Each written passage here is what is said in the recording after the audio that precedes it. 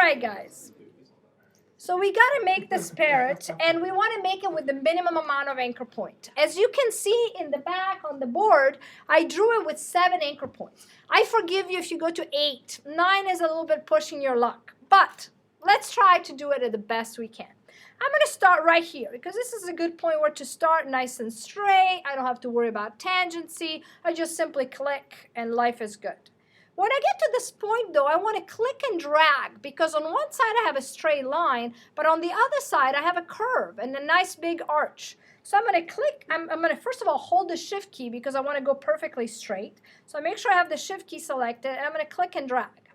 And as you can see, this thing is kind of, because of the Shift key straight, going up, and I don't want that top handle to go up. So I'm going to add Option to the mix, release the Shift key so that I can create this tangency. I'm going pretty high up because I want a really nice big arch, and you remember the story that you want to be about 1/3 higher than the curve. So I went a little bit too high, I think, actually. Let's try. Maybe not. There we are. So I click and drag down, and then obviously I want to hold the Option to kind of, now, remember when you hold the Option and release the handle, you also want to make your handle a lot shorter because the curve, the following curve is actually the little tiny beak. So you know that the next curve is going to be small. So I'm going to make it a little bit shorter. And then again, I'm going to click and drag right here. And I'm going to hold the Option to release it, as I should. And notice how I'm making this handle go a little bit in to be kind of tangent to what is happening to the beak.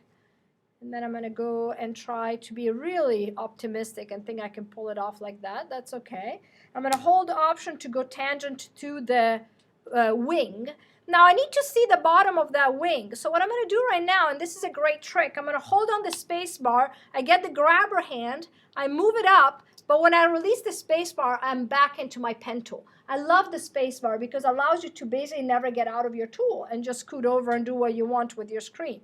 So I'm going to click and drag right here. And now I'm going to hold the Option to release the handle, and I have a tiny little curve there. So I'm going to make it really small. That handle needs to be tiny because it's a tiny little curve, right? It sounds like a crazy woman. Oh, sorry. And then I need to click and drag once. Oh, I lost it. I cannot believe that. Sorry. I lost my pen tool. I don't know how, just by joking with the tiny. So I'm going to click and drag. Sorry about that. I'm going to do the Option and move this in, tangent to the next curve. And then again, I'm going to click and drag.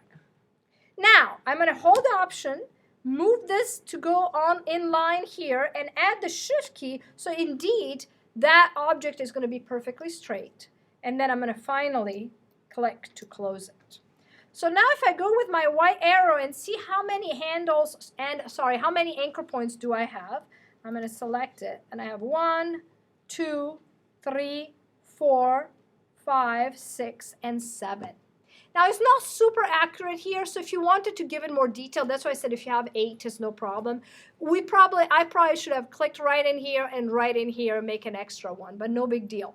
The wing here, if you wanted to make it a little bit bigger, you just go back in it and kind of say, hey, I want it to be a little bit curvier up there. But it is pretty much good enough. The goal for this parrot is just to do the outline and do it efficiently with the minimum amount of anchor points. Do it smart. And look behind me on the board because I pretty much sketch every point and where you want to hold the Option. I'm going to write down also the Shift part, and then you have a good outline of how to proceed. Any questions, guys, on this beautiful tool that is the pen tool?